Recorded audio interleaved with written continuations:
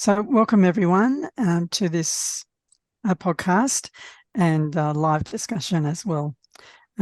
We warmly welcome Josie McLean, who's going to talk with us around sustainability systems and action research. So thanks, Josie. You want to introduce the topic? That's a dangerous thing, John. Yeah, it is, isn't So I'm Josie McLean, and I live in Adelaide, and I've been fascinated about this topic of sustainability. And even using that word is a dangerous thing to do because everyone interprets it differently, I think. I've been interested in how organisations might become truly sustainable as I understand it, but I'm learning rapidly that when I use that word, talking to sustainability professionals, for example, they've got an entirely different picture in their minds about what that might mean and what it might entail and how we need to change. So my fascination is with change, really, and particularly what I would call systemic change, because most people look at a sort of an orderly, step-by-step systematic change. So I think that's what we're here to discuss, but it could emerge into something else.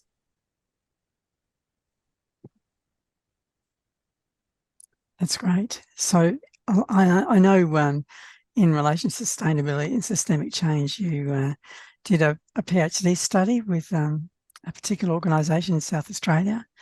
Did you want to talk about that? Yeah, I'm happy to. So it was a local council, actually, and it was a local council that I had a relationship with the CEO of. I don't mean that in any way inappropriate. But I knew him well because I'd done a lot of leadership development and facilitation work within his organisation, and he was very interested also in how his local council could actually facilitate a sustainable community. And he didn't feel like he was getting there, like the organisation was quite achieving what he was hoping that they might accomplish. And so I did a systemic action research that John was kind enough to be a co-supervisor on.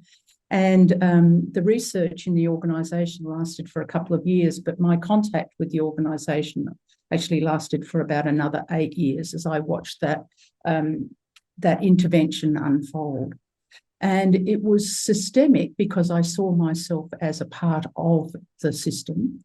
And I now also think of systemic in a very integral way too. Systemic as not only am I a part of the system, but my personal beliefs and assumptions are a part of it too, as are everyone else's, as are the systems and processes, as is the culture of the organisation. And of course, that's influenced by the culture of the society outside. So for me in my head now, it's just a giant moving mess. And in fact, that's the way it was when I was working with a small group of volunteers, around about 15 of them over 2 years. We met together for 2 hours every fortnight. And we were going to plan action and undertake interventions and see what happened, just as you do in action research. But about a year into the conversation, we were all highly frustrated because we hadn't actually done anything. And suddenly the penny dropped that actually the conversations were the action and change was emerging out of the conversations that we were having. We could recognise it in hindsight, but not at the time. So I could go on talking about this for a very long time, John. But one of the things that really struck me as I was involved in this research was also the way that the organisational structures, the very hierarchical structure itself, the very way we actually allocate roles, the very way we use approaches like project management, for example. These things are all actually getting in our way of making progress on this thing that we call sustainability. Yeah, that's really interesting. And I know in terms of the learning that a lot of the individuals in that project undertook, it was, we talked about a threshold concept where once they'd learned about what sustainability really was, they couldn't go back to a previous understanding.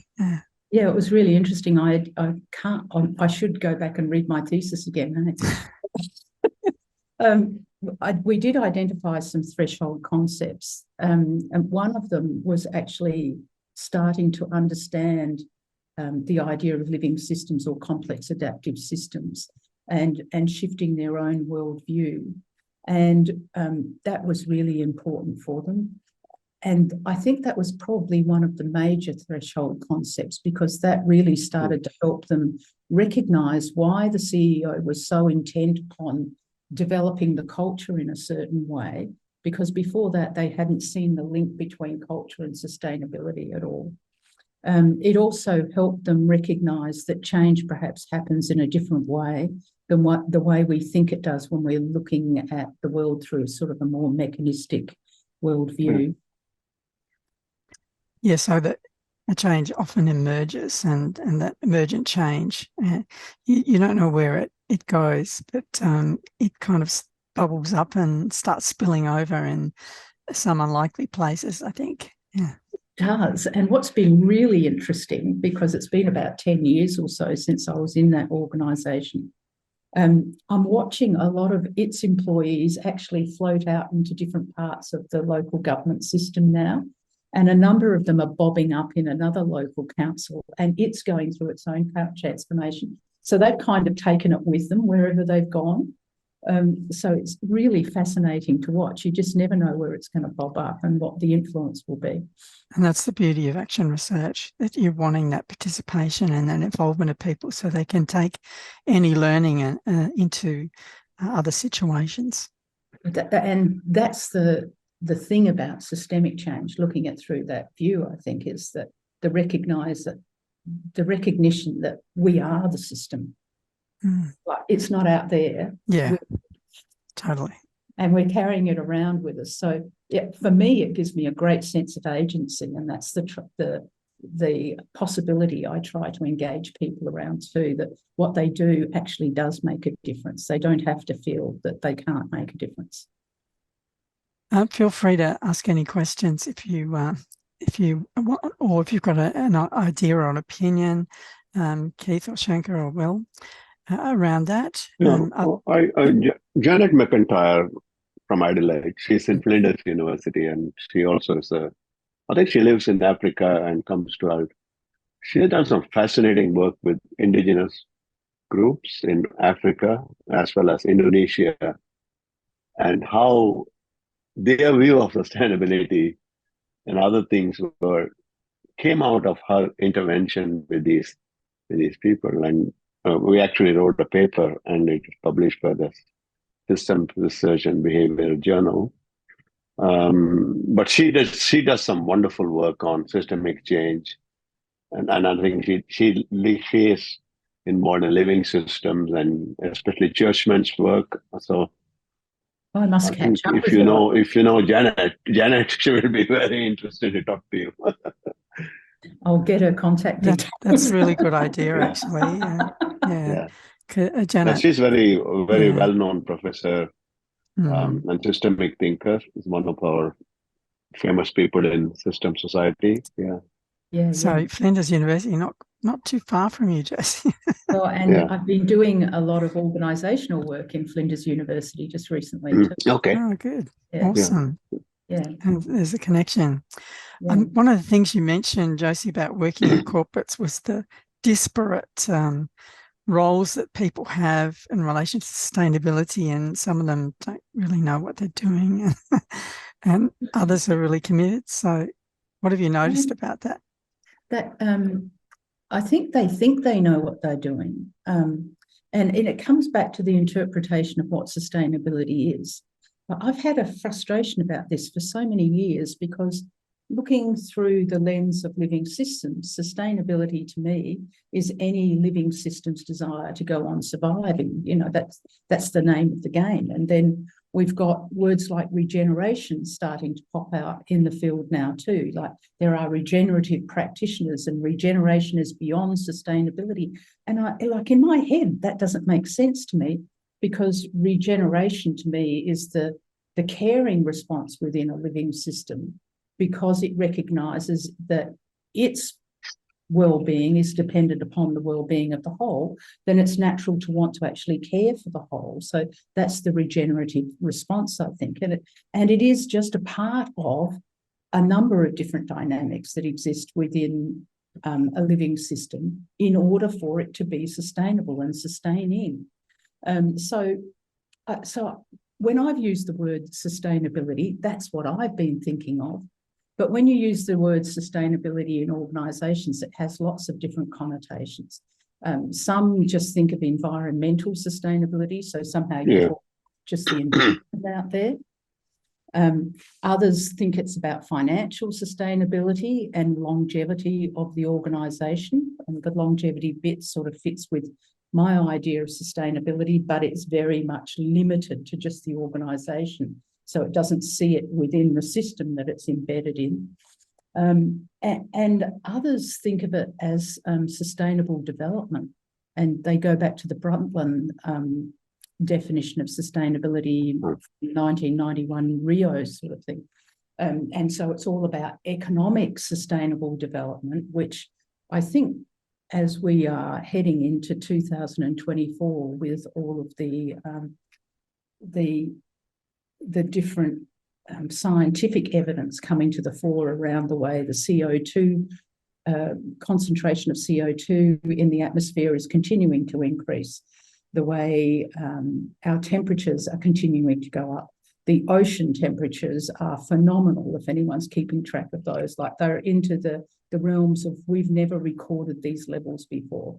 But we're seeing changes that are suggesting we are passing planetary boundaries. And so it's, if we've been trying to be sustainable with sustainable development for the last 20, 30, 40, 50 years since the limits of growth, then clearly what we're doing is not working and we need to try something different. So when I use the word sustainability, that's the first barrier that I encounter when I work in organisations.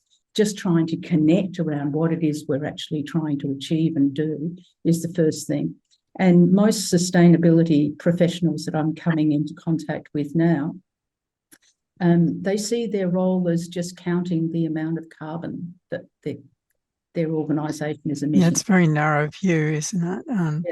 I know it's not an easy job. Like, there's scopes 1, 2, and 3. It's not easy, but the bean counters should be doing it. I'm teaching HR strategy. I actually use the concept of nested systems in relation to sustainability, starting or the outward being the macro system, the planetary system, environment, and so on, and then moving into societal systems and sustainability within them, and then kind of organisational systems and organisational viability and what that means. And then the personal sustainability, how you as an individual can also be sustainable. And I think that really helps understand that it is a broader concept than just the environment or just carbon or whatever. Yeah. It's a very narrow view, just carbon. And it's an essential, it's something that we've really got to do something about. I don't know if I should declare myself, but I've been increasingly drawn to the work of Jem Bendell lately, who's sort of looking at what he calls deep adaptation, which is like, how do we prepare for and look after each other through societal collapse? Because that's the way he sees it heading. I think that puts another spin on sustainability. You don't want to be talking about that in organisations. They don't want to know. Do you think there's a bit of avoidance out there about confronting the stark reality of some of this stuff? Yeah, I do. I think the focus is now, of course, we don't know what it will bring, but we have been doing some work on the ESG, environmental, social governance, and that's on sustainability. And organizations are supposed to report those indicators, social sustainability. And investors are looking for organizations. So it's a different way of managerial way of looking at how organizations can improve sustainability.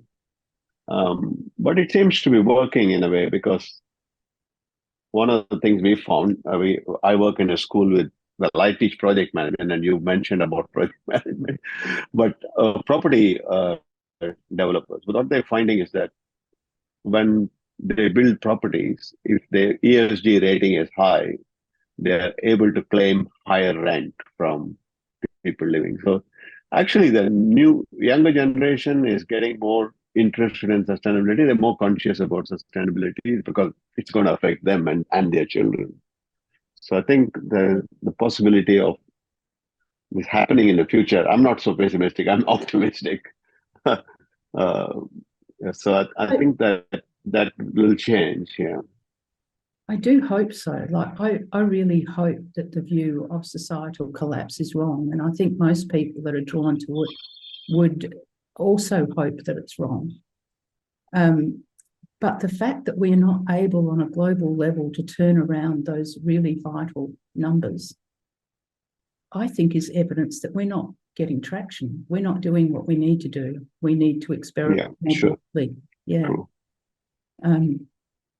And we don't have that much time to actually turn this around, even according to the UN. So, it's only a few years to actually make a big difference. So I try to walk a line that's kind of urgent, with a lot of energy and agency behind it, and a sense of optimism and a sense of realism about where we are. It's not easy. That's good. Keith, did you want to raise an issue? Yeah, thank you. Fascinating conversation. And I just wanted to add something into it. I've got a PhD student that I'm working with who's exploring the links between environmental sustainability, and especially this notion of sustainable development, which he's quite troubled by, and what actually happens in schools. And I think one of the most interesting findings from his work, which is still at a very early stage, is that, when we teach about environmental education, when we teach about sustainability, and in Australia, it's one of the cross-curriculum priorities, right? It's central to every single subject from kindergarten to year 10, that students have to learn about sustainability. But we very rarely link the notion of sustainability to questions about economic growth. Like, the two can't exist together. Well, not in any easy relationship. And I was just wondering if you had any thoughts about education more broadly as a whole. What are we doing right? What are we doing wrong in schools to prepare people? Considering organisations like the ones you've talked about are a bit gun shy, perhaps the solution is and I'm conscious you said we don't have much time either, which I know, but yeah, I think it's interesting. More of a comment than a question, perhaps. Yeah, I think, like, my comment in response to that, Keith, and it's a really interesting question, is that I wouldn't say that the schools are doing anything wrong. I think they're just duplicating the pattern that we have as a modern Western society. So we could say the pattern of modernity, if you like, the way of seeing the world in a certain way, and sort of a fairly mechanistic way, Newtonian way. I don't know if everyone connects with that sort of, with that description of a paradigm. But seeing the world as something that we can predict with a degree of certainty, that we can control even. And all of those assumptions, I believe, sit within our societal culture. And the way we operate our economies is a part of that. And the way we educate our children just passes on those assumptions, and they're largely unrecognised, unacknowledged. And so for me, the work that I did in that organisation that we started talking about in Adelaide, we started questioning the assumptions underneath the way the organisation operated and the way we think in society. And when you start doing that, you start to recognise where the possibilities for change are. And I think that's what we need. I mean, maybe we just call it critical thinking, the capability of critical thinking. Yeah, I agree. I think that's really important. And I know in relation to cultures, there's a real problem with change, and bringing about cultural change is a very difficult thing to do. But you've got to start with understanding what the basic underlying assumptions are of core values of a particular society or group, and reflect on that. And if they want to change to something that's fundamentally different, then they actually have to address those values and beliefs that sit under that current culture. And if you don't do that, you're only going to do peripheral change or surface change. You've got to get that fundamental stuff, really changing before you can do anything else. And then you look at, okay, well, what's going to reinforce the change? How do we develop systems that are going to enable us to move ahead rather than stay stuck in the rut of unsustainable growth? Which is a definite Western view of the world, and maybe we need some other worldviews that cut across that and work out what sustainability really means, and does it really include growth? Is there another way of living that doesn't just mean growth is the only way? So currently in Japan's currently in decline because the population's aging and shrinking. Their economic growth is not. It's in decline. So, which is really interesting because they've just been passed by Germany in terms of GDP. So Germany's now third in the world instead of fourth. And even Germany's got an issue with population too. But that kind of model looks really different to what we're currently in. And those paradigms really need to be confronted, I believe. It's a fascinating conversation. And I think when, Colin sent me my reminder email, I was going, oh, well, that's why I joined the Action ALARA, really. Because everything we've said's right. And I mean, clearly the work I do is about sustainability, but you kind of realize that there are more opportunities for helping people think critically, but equally the systems of capitalism and that are bigger than that. So in the end, we're probably still going downhill, but nonetheless, you kind of do what you can contribute. But I think from the conversation, I was thinking, and I'm also, at the moment, I'm just evaluating a program with which one of our dairy sector, Fonterra and Department of Conservation, and then they've joined forces to seed projects in certain catchments, but obviously then they work with local governments at place in those catchments. And I was just thinking, when we have these conversations, it's so, and some organizations have sustainability officers, and then you have a conversation with them, but it doesn't mean they're the same as the procurement officers and things. And so it's been quite interesting in these in-place ones, because at least they are multi-stakeholder, multi-things. But at the same time, I'm aware that the conversation that we're having now and the words that we all have behind what we're talking about, even though all of those site efforts at catchment level are about changing behaviour, everyone's far more, I say pragmatic. That they're not familiar with behaviour change. They just, instead of planting plants, they're pleased they're trying to do things like talk to each other and do things.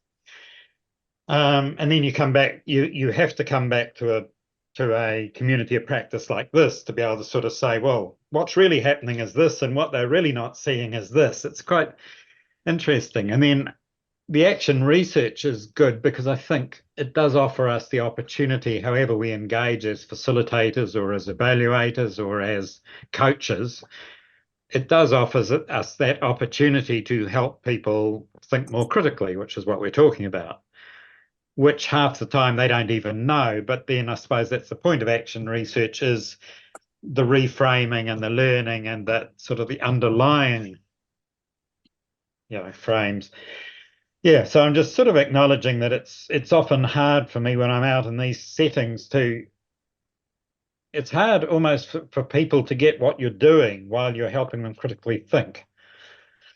And so getting an entry is even harder half the time. So it's almost those questions are the ones that sort of occupy me a lot. It's how can I get an entry to get them to think about that? And then you sort of get to the stage where you've got a really good evaluation that's highlighting a lot of points, but then the industry spokesperson who's a manager at one of the 3 different sustainability levels will sort of go, but your diagrams are different to the ones we use. Aren't you interested in us? Or it's like they're looking at it from the point of view of they're a manager and they have to sell that their initiative was really good back in those terms we're talking about, which is we spent money really wisely on things we can see today, not intermediate objectives that may help us, not relational stuff. So yeah, it's just interesting.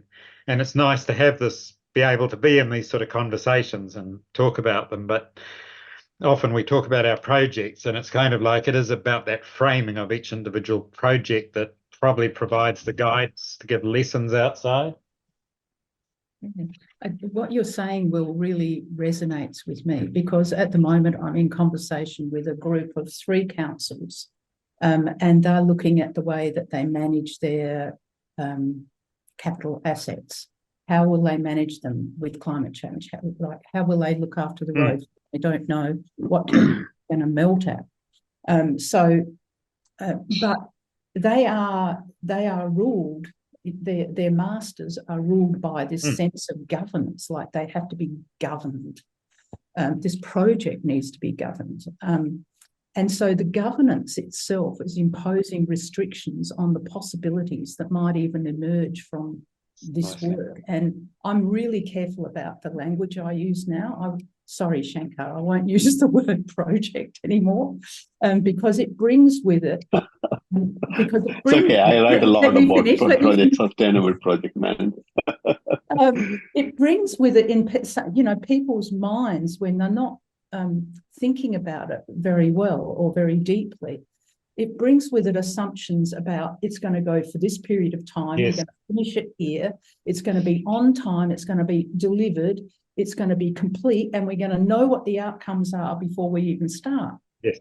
All of that limits the possibilities of any change. And so, we were talking earlier, John, about the different ways people's behaviours are influenced. The invisible force of these systems, like these governance systems, the expectations of them are enormous. And somehow we've got to, I think, for me, I should speak for myself, I feel the strong need to actually get in there and see if I can do something about the way the initiatives, which is the word I like to use for projects, the initiatives are actually being held accountable, I think is a better term, rather than governed, because the whole idea of control on an emergent process is fallacious.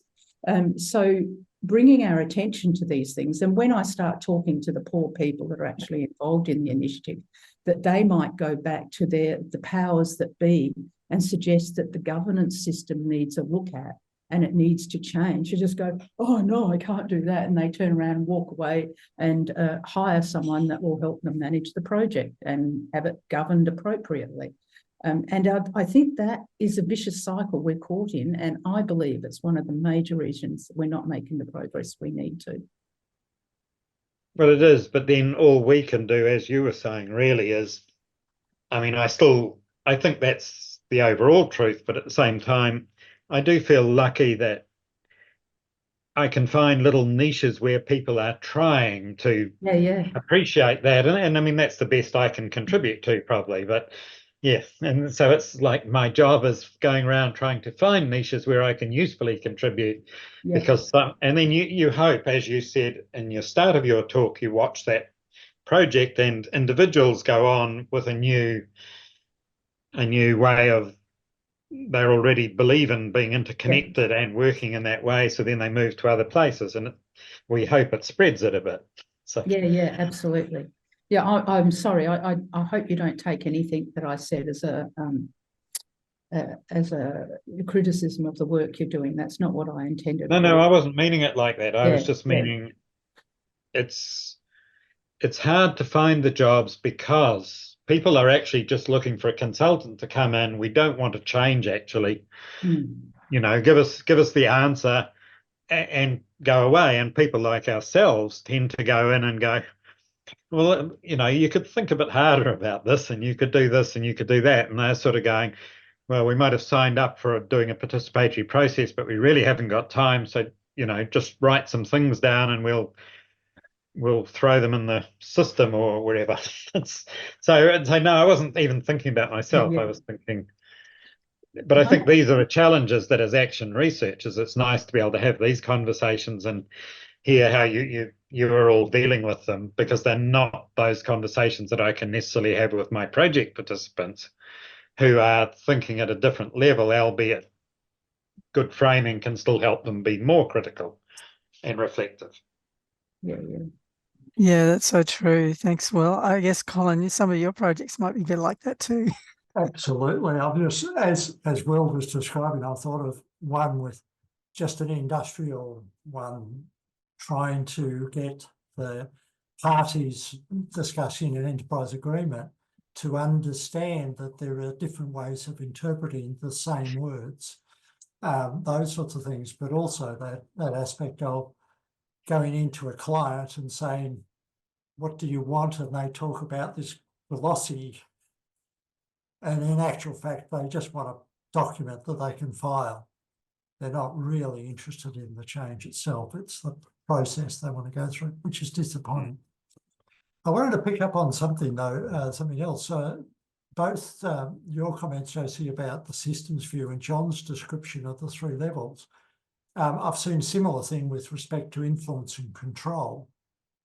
But the perception I have is also that people will find a spot within the total system, if you like, that they're comfortable in, and that they'll be happy to work on a change in that area, thinking they're doing enough.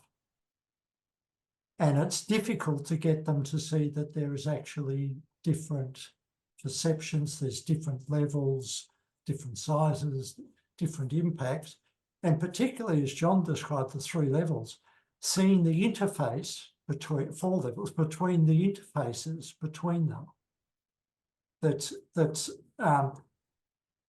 I can deal with an organisational impact, but long as I personally don't have to change, or I'm happy to think about things very differently, but I have no idea how I'm going to make that impact in the organisation.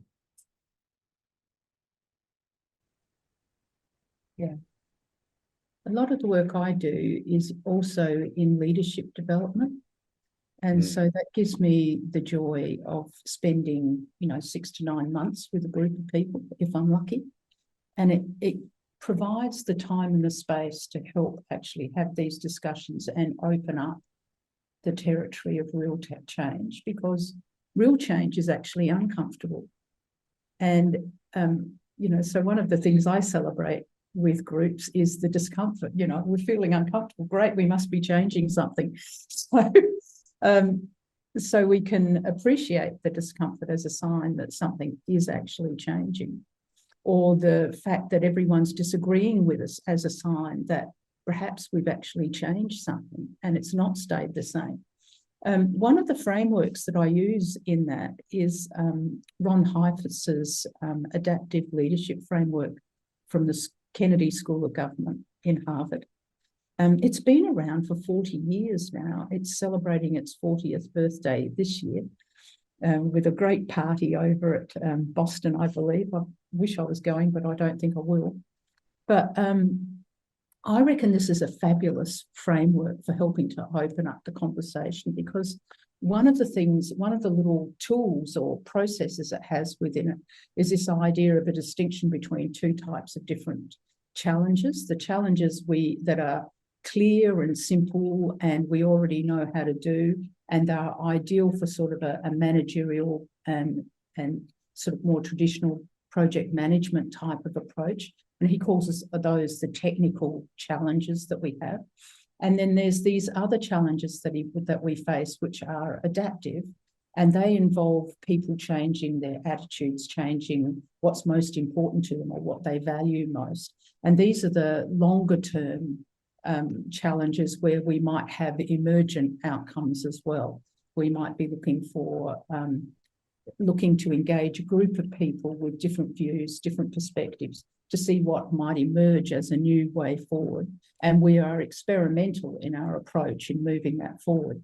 So I love sharing that with groups of people because they can immediately recognise that they just get it straight away. There's some stuff that we can do quick and easy, isn't that great?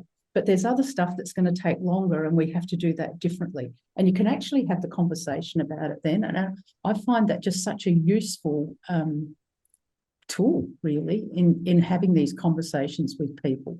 We put on our white medical coats and do a bit of diagnosis first. That's very good. I've used Dexter Dunphy's Change Begins With Me and found that a lot of people can understand it and some find it too confronting because they don't want to change personally. Well, most people, I don't know about you, but I don't wake up every morning going, yay, I want to turn my life upside down. It takes a fair bit to help people through that. Yeah, I agree.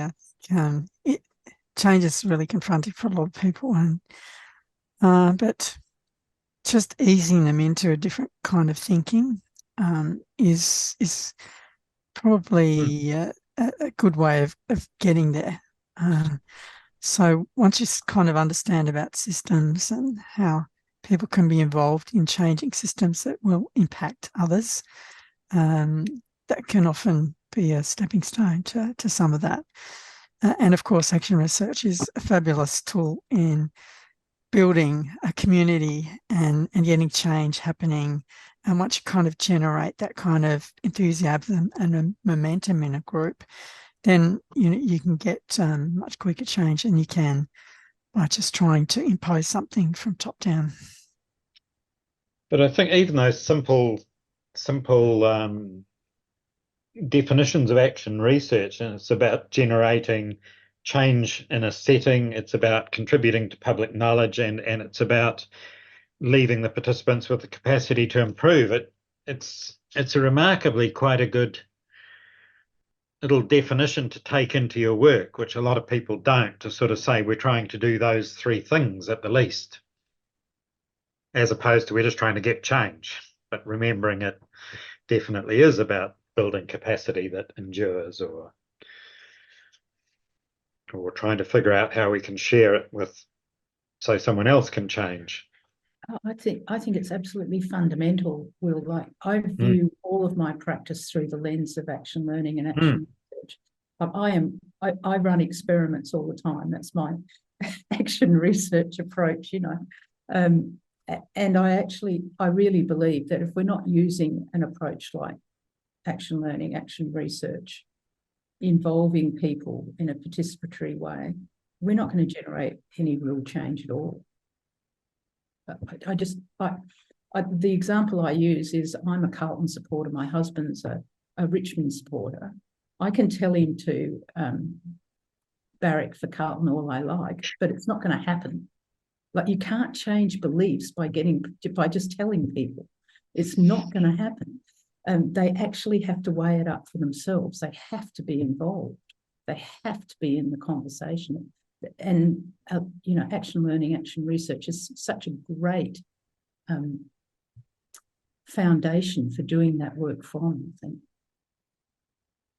Yeah, absolutely. And we use action learning extensively in our program of wellbeing with school leaders. And it's great to see that they can. It's really, in terms of viability, at that lower level, it's about how we can sustain our career in education given all the pressures and so on that school principals have. And so it's really about then, how can you do this yourself and make it viable. So very much at the small level, but then if the leaders get it, they can pass that on to their staff and to others and their colleagues and so on. And so then it starts to flow out, and we get more and more people being able to make it a viable career instead of being burnt out. Sorry. No, go ahead. I was going to ask both Josie and Will, but others as well, about, from a sustainability, the light bulb moment with the people you're working with, where they have suddenly seen the light, if you like, of what you've been trying to do with action research. I don't know about Will, but I don't see many light bulb moments. I sometimes think it's more like Chinese water torture. Yeah, a steady dawning, a gradual realization that, gradually, I get it. Like, because it's quite a big shift in worldview, actually, to see interconnectedness. And the more work I do in the space, and Will, I'd be interested in your view, the more I see it as actually rediscovering what our First Nations people have known all this time. Seeing the world as totally interconnected and one, and actually moving at a slower pace and being more observant and being more careful and respectful. Humility, I think, plays a huge role in this, actually moving from the position of thinking that we can control and manipulate things to actually going, Mother Earth might actually have a say in this. Maybe we can't do everything you want to do. So that's a gradual dawning. I think it has been for me anyway. What about you, Will?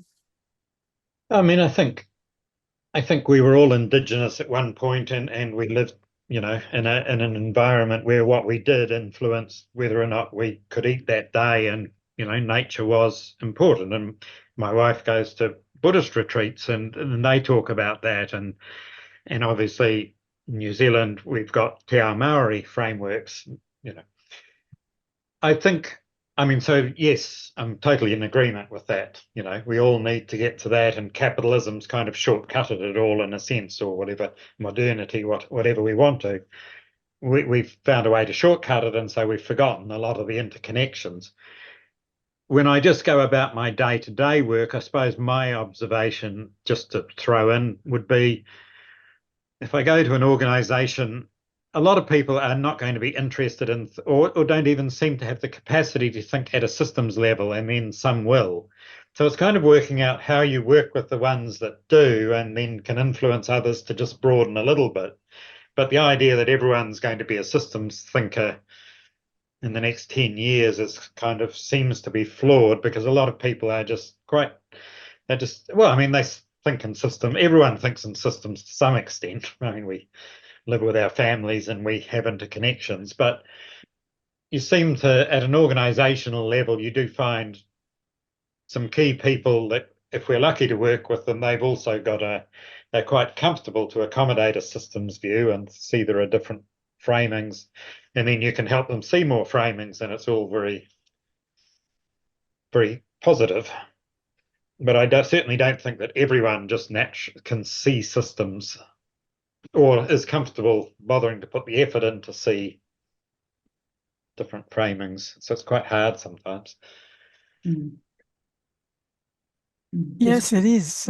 But some people. I mean, in our program with school leaders, one of the things we focus on is switch tasking or multitasking, and we actually put them in a learning experience where they see how unproductive it is, and why focus time is so important in terms of the brain recovering and being able to work on one thing and do it really well, rather than trying to switch between multiple things and do none of them well at all.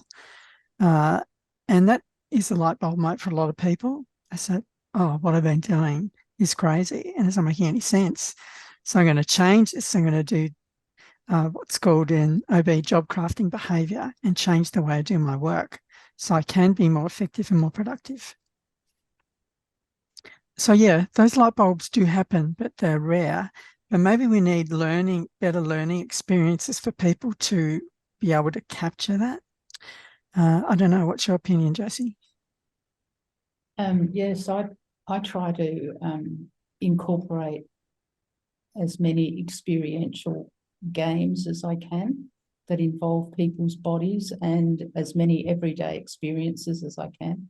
I don't know if you're familiar with the systems thinking playbook that was created. Yeah. Dennis Meadows was involved in creating it years ago. That's got a tremendous number of games in it, and I'm often still working my way through that to give people different experiences that we can then build some sort of work around an initiative that they have based on the game beforehand, sort of thing. But yeah, those sorts of really tangible bodily experiences, embodied experiences, seem to make the most progress for people in my experience. Like just talking about systems for most people is too conceptual, and they go, "Oh, this is too fluffy." No. Yeah, they certainly need tangible examples. Otherwise, it's definitely. Yeah, it's very hard. It's been a wide-ranging conversation. So far, yeah. One of the things I do in project managers often break down everything. So I actually teach a course called System Thinking, actually designed by Tim Haslett, who passed away last year, and him and myself will take the project managers away from the details and look at the systems. It's a challenge. It is definitely a challenge to get those people, analytical, rational people, to think more fuzzily about things. Yeah. I'm glad to hear you using Tim Haslett's work. He was my PhD supervisor, of course. Yeah. So, and greatly missed. Josie, so you've been working with a few different kind of corporates and so on. What's the intent like the top level in relation to sustainability? Is it wide and varied, I'd say? Yeah. In my experience, it's easier to get traction on what I view as sustainability in smaller organisations. Very often, owner, founder-based organisations where the founder is still the owner of the business or the organisation, not-for-profit or whatever it is, because they have the capacity to just decide to do things differently, or the capability to do that, and it matters. Whereas within a really large organisation, the CEO might be completely on board, like morally, ethically, personally, but the systems around them are so constructed that it's really hard for them to act upon it, because investors are looking for short-term returns, because there's a whole range of other day-to-day activities that are absorbing their time. And I don't know that very often we have a real conversation about what is it we're actually trying to achieve. We have a conversation about what to do, but why we're doing it, we have scant conversation about that. And I don't know that there's a common view about why we're trying to change and what it would look like if we did change. So I do a lot of work around visioning too. Yeah.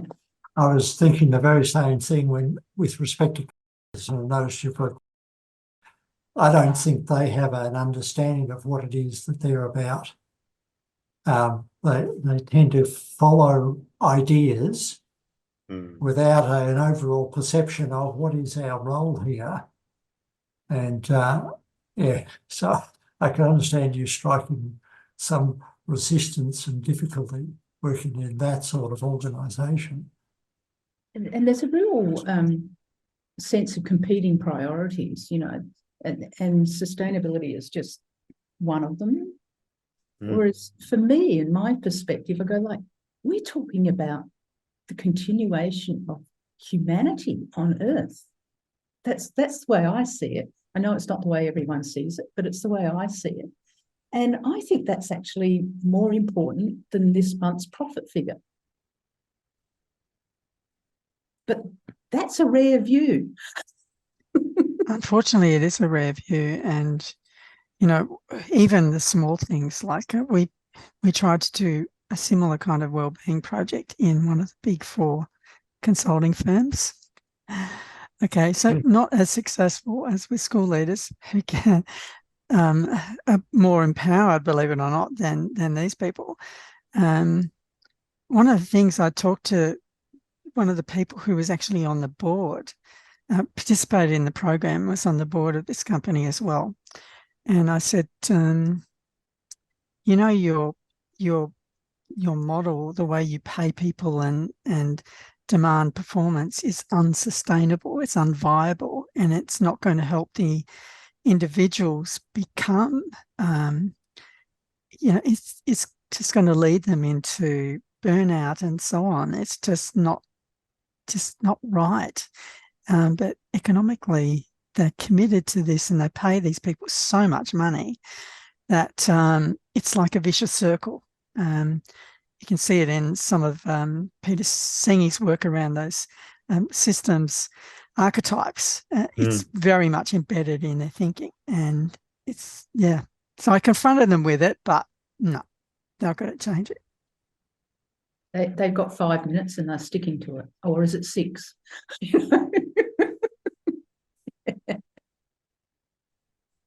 Yeah, another system that's getting in the way of change.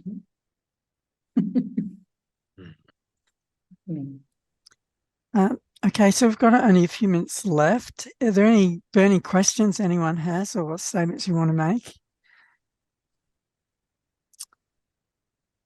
Sorry, Shankar, you want to say something? Yeah. We can convince business to be sustainable, to show them that being sustainable can bring profit, which is what Noria tried to do, the bottom half of the pyramid. He said you can address poverty by working with poverty, and you can gain by that. So I think that's the only way you can change it and change your mind. Sorry, but you're talking to the same business that thinks male domination in business is more profitable than a female-dominated business, despite the statistics. So fighting a hard battle. We could have a massive conversation for another hour about bringing balance to the yin and the yang, I think. Yeah, we're one of the better off societies in relation to that. Yeah, some have got a very long way to go. Okay. Will, do you have any final comments or questions? No, I've enjoyed Thank you for organizing it, John. I think this is a good start, and we should have more of these. Yeah. Yeah, we will have. Yeah, thank you. Yeah, great. Thanks, Will. Thanks, Keith. And Colin. And thank you so much, Josie. Right. Have you got any final comments you want to make? Or Oh, wow. I'm sure I've got a final comment I'd like to make. I think, you know, for me, this topic is really so important. And it's easy to go, you know, I'm not doing enough. I'm sort of reflecting upon Will's comments in particular. And for a period of time, I was a community activist in San Francisco around sustainability issues. And I carried the weight of the world upon my shoulders. And so I'm a big believer that if we all just did our bit, actually things would change. If we all just lived the values that were most important to us, because I think the values of sustainability actually reside on each one of us. We know the conditions that best match our needs in terms of the society and an environment to sustain ourselves. And we know that there's tremendous cost to the way we are currently living in terms of societal breakdown, family breakdown, well-being and ill health amongst our young children and anxiety. Things are not a bed of roses now. So the future could be different and it could be better. And I live in that hope that we can all just actually respond to what we individually think we need and see if we can make those small changes, and that will accumulate into a massive change. We're starting to see it after the pandemic already, and I just encourage everyone to be true to themselves, I think. Thank you, Josie.